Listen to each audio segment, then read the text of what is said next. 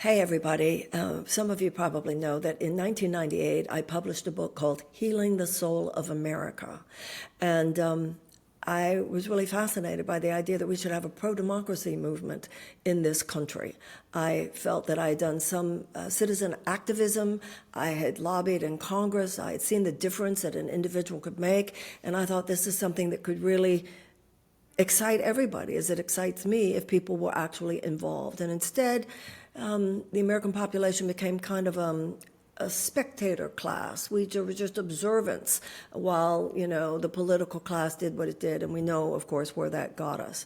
Now, during that time, when I was so excited about actual citizen involvement and lobbying efforts on a state level and on a federal level, I had a hero, and that hero was my guest today, and that's a gentleman named Sam Daley Harris. He has been a leader, an innovator in the field of citizen advocacy for a very long time, and has a book that's really become a kind of classic, Reclaiming Our Democracy, which of course is a big big conversation now, and hopefully we will have it. But I want you to know a little bit more about him before I bring him on. Sam is the founder of Civic Courage, which trains nonprofit organizations to deliver transformational advocacy. That's his concept that I want to talk to him about. Transformational advocacy, so that their members can create champions in Congress and the media for their cause. Sam is also the founder of Results, an organization I've personally been involved with, an international citizens lobby dedicated to creating the political will to end hunger and poverty. He's the author of the book I just told you about. You can find out more about him at reclaimingourdemocracy.com, also at civiccourage.org. And I want to welcome you, Sam Daley Harris. Good to see you, my friend. Yes, great to be with you. Sam, I don't think it's hyperbole to say you've saved lives. You have worked for decades and have been down in the weeds in Congress. You have gotten laws changed. You've gotten appropriations changed. There are people who have been fed because of your efforts. There are people who have become citizen lobbyists because of your efforts, myself included. Your work has certainly deepened my understanding. I assume you're one of the most heartbroken people in America right now. Mm-hmm. But at the same time, you are, and I think this has been part of your power, ever the optimist, pointing out to things we can do to make a difference. But in telling people what they can do to make a difference today, we can't pretend what's going on is not going on. I have seen an arc, and I want to hear what your experience has been. When I first started doing citizen activism, my own organizations, your organizations, going into senators' offices, going into congressmen's offices, often I felt when I was there to support some bill that had to do with more money to feed children or more money to feed the poor, whatever, that I got as much of a positive openness from Republican congressmen and senators as I got from Democrats. And once you actually got there, it was a pretty nonpartisan type of thing. I've seen things really change. I want to know what your experience has been, and I think given, and I understand almost the conundrum you have, because you see close, if anybody understands what's happening, you do, and at the same time, you're continuing to hold space for what's possible. What have you seen? What do you see now, and where do you think we need to go? Not just to, like you put here, reclaiming our democracy at a time when we arguably still have one. Over to you, my friend. Tell us what your thinking is these days. Well, you said there's so much just now. Let me just pick on a few of the things that you said. One of the things you said was about how it seems that so many want to be spectators in our democracy. Just sit on the sidelines and watch. And I got my first view of that piece in 1978 and 79. It's a longer story, but I'd gotten involved in ending world hunger and read calls for the political will to end hunger. And I asked 7,000 high school students, what's the name of your member of Congress? And fewer than 3% could answer correctly. That they're in their 60s now. So I've been aware of the sitting on the sidelines piece for a long time. Yeah, and that's a large part of how we got here. Yes, absolutely. And you and I were among those saying, Yeah.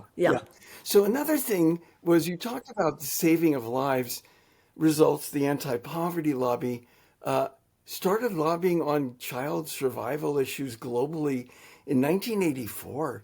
And at that time, UNICEF, the UN Children's Fund, was reporting 40,000 child deaths a day from preventable things, malnutrition coupled with measles and things like that.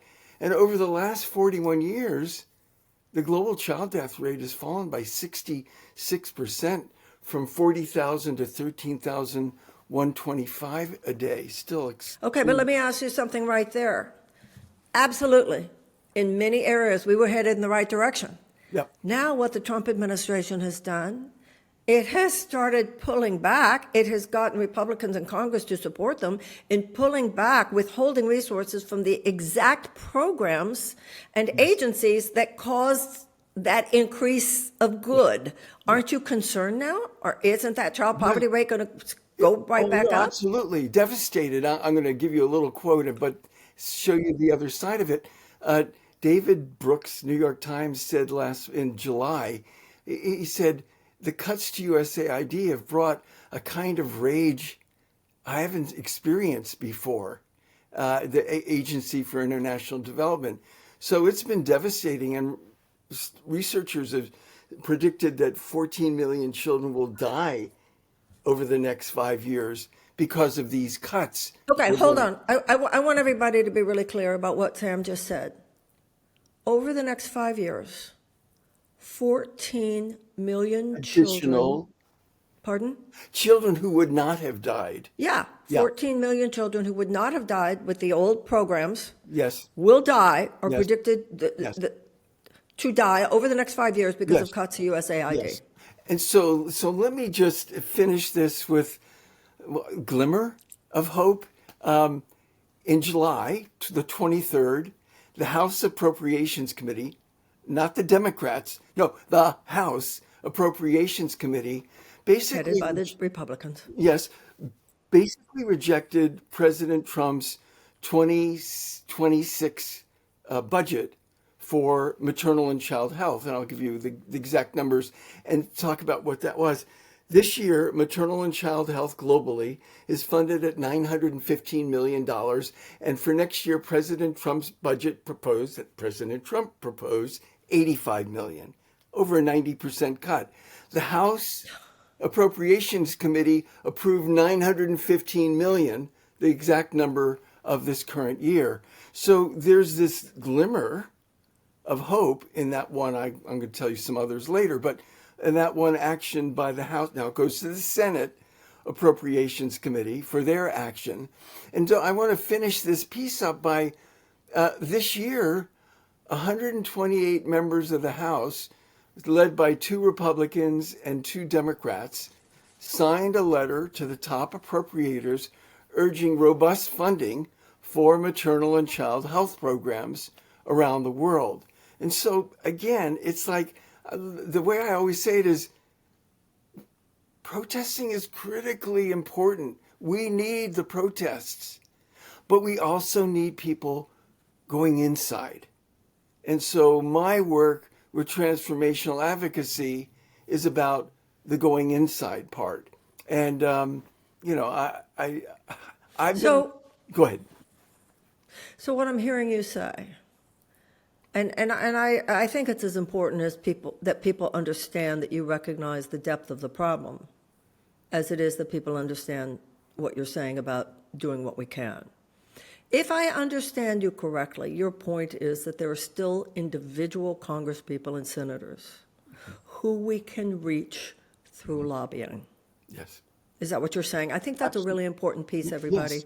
So going through everything we're going through, the authoritarian government, the unbelievable withhold of resources to the people most in need, both in this country and around the world. Even within that, what Sam is saying is we can still talk to individual congressmen, individual senators, and actually make a difference through constituent calls and lobbying efforts and so forth. What about, Sam, the piece of the media? I think that's really important right now. So much of the work that you do is teaching people, write a letter to the congressperson, write a letter to the media, to the letters to the editor. Tell us about that piece and how that plays in. Yeah, and I actually want to proceed with this story. I was talking to the head of organizing maybe 7 years ago for a very big group. Everyone watching or listening would know this group. He said to me, he was the head of organizing. We can't let our volunteers write letters to the editor or op-eds because they'll get it wrong and misrepresent the organization. It's like protecting their brand. One of the groups I coached, Citizens Climate Lobby, in 2019, the year before COVID, their volunteers had 4,300 letters, op-eds, and editorials published. One group was saying they'll get it wrong and misrepresent the organization. Citizens Climate Lobby was saying, well, what do we have to do to help them get it right? And give that to them. And as a result, they had 4,300 letters, op-eds, and editorials. They get the training and on how to do it. And maybe I could share this one other thing. I've been on this book tour on Zoom and in person. Last week I did my 113th in-person or Zoom talk in the last 19 months. And I always say, if you want to find an organization that's working to deliver transformational advocacy, which I'll describe a bit in a moment, look for three things. One, recruitment and community building. The organization brings people in not to build an e-blast list, but to form local chapters so you're not working alone. And the community building might be a whole of organization monthly webinar with guest speakers, Q&A, inspiration. So recruitment and community building. Two, what you were asking about, training.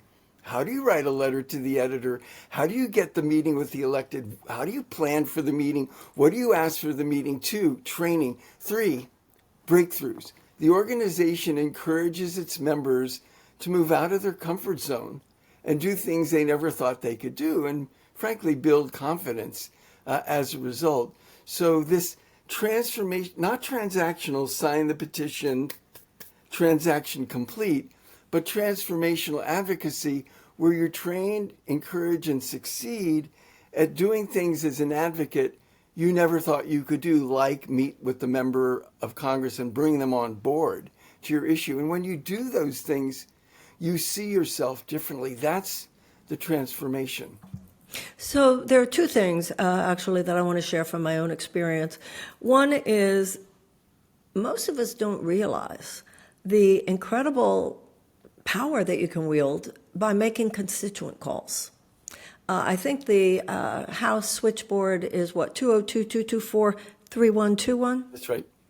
And you can write, whether you have, if there's a particular piece of legislation that you care about a lot, let's say today, say something like the SAVE Act, making sure they don't pass the SAVE Act, which would make it harder for married women who changed their names when they got married to vote, all these voter suppression. I mean, there's so many things going on right now that theoretically you would want your congressperson, you would want your senator to hear from you. Yeah.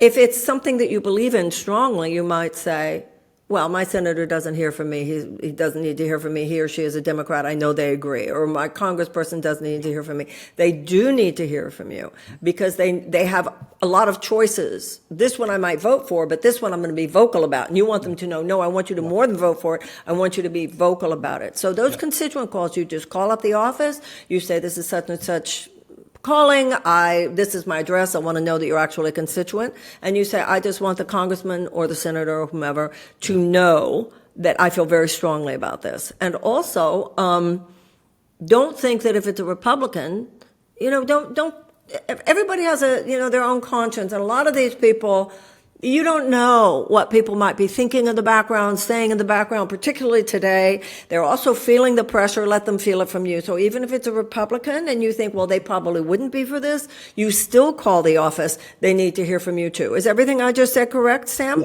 Yes, absolutely. And if I could just put it in the context of a thing I call the champion scale. My member of Congress is opposed. There's no reason to. No. You want to move opposed to neutral. Oh, my member of Congress is a supporter. They're already a supporter. There's no reason. No. You want to move your supporter to being an advocate and a leader and eventually a champion. Exactly. And the other thing is I want to tell a story. I was talking to a fellow on Zoom the other day, and he's in Utah. And he was saying to me, in September, they will have their annual hike with their and now Republican senator. He took Mitt Romney's seat. He was their representative, John Curtis, Republican of Utah. He said in early September, it'll be a 3-hour hike with our Republican senator, and there'll be about 30 of us on the hike. Can anybody go who's a Utah citizen? Well, this is one. Let me tell you how it started. The then congressman, 2017, said, I'm going to have a town hall meeting hike, and it's going to be an 8-hour hike. And 8 people showed up, 6 from Citizens Climate Lobby. The next year, they had such a turnout, he promised them their own hike each year. So and now he's senator. It's that hike with the senator, not with the representative. And he said, on that first hike, someone said, so what are you going to do about carbon? And I was the mayor of Provo. I answered that. I was the mayor of Provo. Yeah, Very funny. and, and he eventually started this conservative climate caucus, which at the end of last year had 87 Republicans. That's like amazing. Some BS and some serious. Of course. Yeah, Of course. kind of thing. And now he's a senator, and it's just a kind of... Okay, so everybody listen. If you live in Utah, you have a senator named Jim Curtis, right? No, John Curtis. Call up his office, say, when is the hike? I want to go on it. Okay. And then you'll have a chance to say the things that you think are important, right? Well, yeah. Now, I think he has a separate hike for anybody. The one with Citizens Climate Lobby. With Okay. Citizen Climate Lobby volunteers, and quite honestly, they're trained to open Okay, doors. check it out, everybody, if you're in Utah. Citizen or citizens? Citizens, S apostrophe. Okay, Citizens Climate Lobby .org. Yeah. Right. Now, there's another platform issue I want to talk about, and that has to do with online, because, of course, when you and I were starting all this work, Sam, online didn't even exist. I think this is such an important thing right now, everybody. We've been talking about how in political terms you have to see this as an age of political guerrilla warfare. This is all about jumping up from behind trees. Some of it is not about working through organizations. It's about knowing what the organizations have to say, knowing what the truth is about an issue. Every Facebook post, every Instagram post, everything you write, every time, if somebody's writing lies, you respond with truth. If somebody's talking hatred and bigotry, you respond with justice and inclusion and love. And if you heard my interview the other day with Brian O'Kelly, you'll know why. AI is simply basing its information on the pool of what's written online. That's all it is. So if there's hate on the internet, if there's lies on the internet, that's all the much more probability that there might be some of that coming out of AI. And the more you say the things that are good, that are truthful, and also when you make any online post, you don't know who's watching. So the stuff that Sam is talking about, and we'll make sure that all of these organizations and links that he's talking about will be written underneath this. Being educated right now is everything. Your life is your platform. Your life, if you have any online presence at all, you have a platform, and take it very seriously. Right, Sam? Very good. Yeah. You're lobbying your fellow, at this point, it's about lobbying our fellow citizens, right? Yeah, but I do want to make the point that yes to what you said, but the face-to-face, the in-person, let me tell you this other quick story.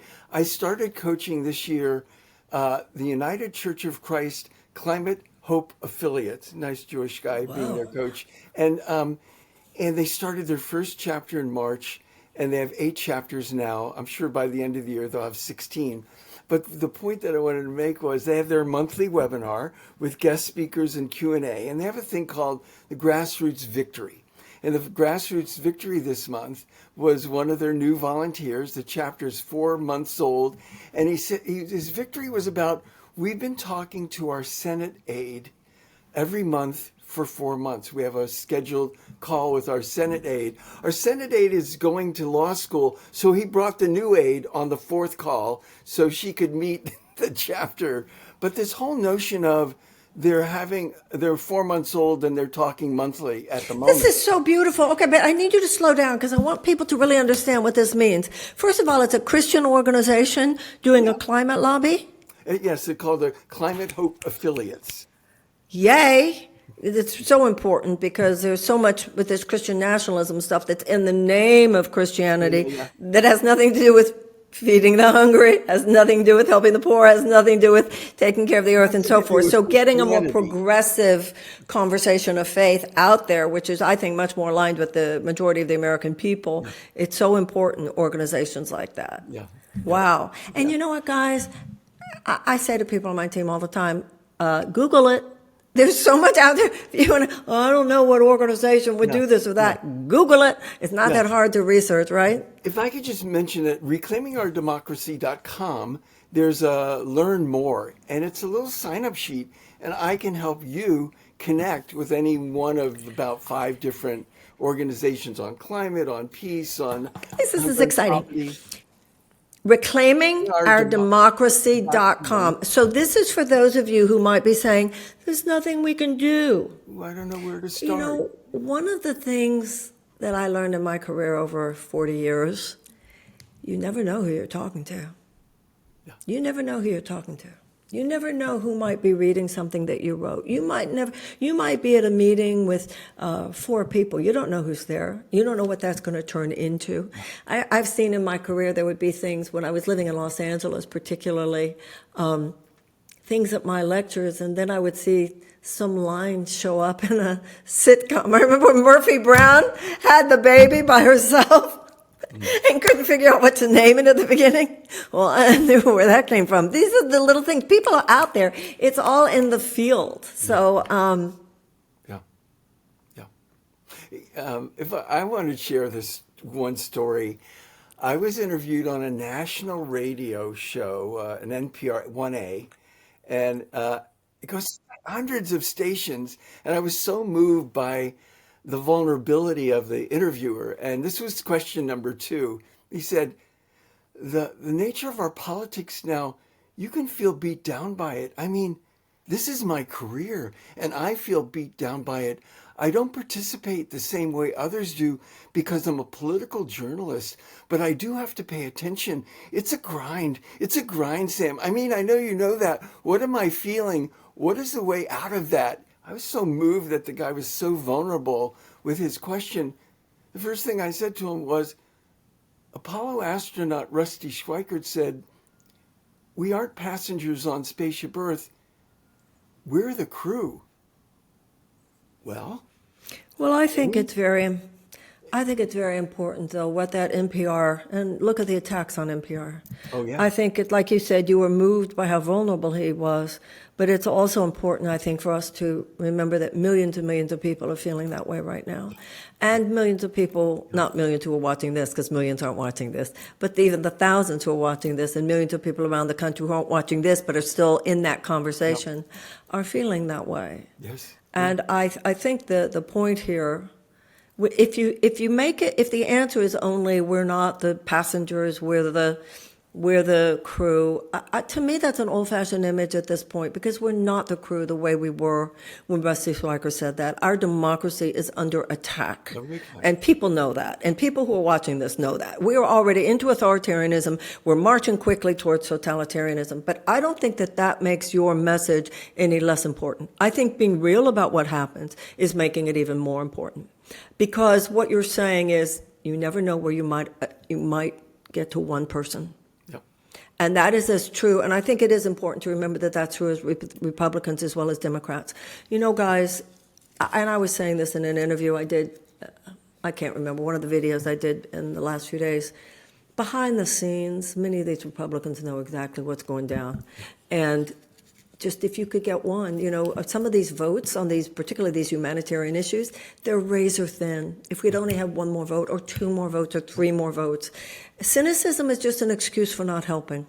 Yeah. Now, when you were talking, you've talked throughout the conversation, Sam, about in person. By in person, does that mean for you also online with somebody from the senator's office? You know, if you're in Texas and the aide is in D.C., a Zoom conversation. Well, I just meant, were you talking about actually maybe their state office or their local office? Could be either or. Yeah, both. It's just getting involved, not letting this time just make you crumble. Yeah. That's really, we have to encourage each other. Yeah. Yeah. Maybe I could tell another, not making this time let you crumble. The Global Fund that fight AIDS, tuberculosis, and malaria, and its partners like PEPFAR have saved 65 million lives since 2002. And we don't read that in the newspaper. And so, of course, Mr. Trump and Mr. Musk and Mr. Rubio come along with their chainsaw and whatever. The point is, in this year, the U.S. funding for the Global Fund to fight AIDS, TB, and malaria is $1.65 billion. For next year, in his budget, President Trump called for $800 million, about half, less than half. And the House Appropriations Committee, again, not the Democrats, the House Appropriations Committee approved $1.5 billion for next year. It goes to the Senate next, and then it has to be signed eventually into law by the president. But that's not spontaneous combustion. 160 members of the House signed a letter to the top subcommittee. Beautiful. Yeah. And Now, good. sorry. No, and we're the ones who get our members to sign that letter, or don't. But we need to be connected with an organization letting us know about the letter and similar. And everybody, if people go to reclaimingourdemocracy.com, they're going to find out all the information that they need. And Find More is right on the homepage, and that gets you to the sign-up sheet that would let me know that you want to help in being connected to one of these Excellent. groups. Yeah, Do you have a Substack page? I don't. You might think about that, because like if that was recommended, which I certainly would do, people would know it was a resource they could go to. I want to ask you a question. This is kind of for your own personal reflection. I think I understand why that crowd is trying to dismantle the U.S. government. Democracy is not convenient to their purposes, and they want a crypto-fascist techno brothers corporatocracy, really, is what they want, and they don't want a functioning democracy. I understand that. But aren't you sometimes blown away by the sheer cruelty? Yeah. Some stuff like, why would you care? This is less money. You're taking money away from a child that is less than you spend on a golf trip. Yeah. Why, Mr. President? And you know, Hitler said, where people call us barbarians, we're honored to be called barbarians. There's a normalization of cruelty to some of this. The numbers you gave us here were staggering. Yeah. Yeah. Well, I have tremendous respect and admiration for you, and I think that your work is more relevant now than ever, because you're telling people at a time people feel so hopeless, and I think that the gentleman from NPR was such an example. Like I said, there are millions of him just feel so beaten down, and I think it's important everybody remember that's their strategy, to make you feel beaten down. This is an attack on our nervous system. They know exactly what they're doing. There's some very shrewd characters behind all this. And every day you do something. Every day you do something. And there are millions and millions and millions and millions of us. Nobody's asking any of us as individuals to take on the whole thing. But all of us as individuals can do something. Yes. And what Sam is talking about is a difference that even one person can make. Yes. Anything else you want to tell people, Sam? Well, I do want to encourage, do something and find support. And that's what these organizations give, of course. You're on a, right, exactly. And you learn specifically what to say, what the information is, what article to post. I don't know if you know, I'll close with this. Jamil Zaki is a professor at Stanford, and he wrote a book last year called Hope for Cynics, The Surprising Science of Human Goodness. I love that title. Say that title again. That's fantastic. I want to have him on. Hope for Cynics, The Surprising Science of Human Goodness. Hope to cynics? Hope for cynics. Hope for cynics. The surprising science of human goodness. Yes. So wait, it's like he's a scientist, of course. But the point is, in the book, he says, when you're cynical, it's like you're playing poker, but you fold your hand before the game even starts. And I say, well, if you're a civic cynic, it's like you fold your hand before the Congress is sworn in, before the first bill is even introduced. And then that's what increases the probability of something like we're facing right Yeah, now. exactly. And I think that's an important topic also, guys, because this chapter will end. I don't know how long. I don't think any of us are naive enough to think, oh, it's all going to be over soon. This is a very, very big, painful, dark chapter in American history on that level. On the other side of this, we can't go back to being who we were before, because who we were before is what helped pave the way to this. So all of this is so important, these synapses, so that we have this grounded, foundational mentality of what it's going to have to be on the other side of this, that we will never be citizens who take our eyes off the ball ever again, right? Right. Absolutely. And you are the Moses leading us through the desert, as usual, as usual. Much love to you, Sam. Anything else you want to tell people? No, I just love you. And I love you. And this is so exciting. And we'll be telling people reclaimourdemocracy.com. I don't want anybody to say, now that you've heard this, you can't say, I don't know what to do, because these are definitely things we can do. Yeah. Okay? Much love. Good luck. All my best to your family. Yes. Talk to you later.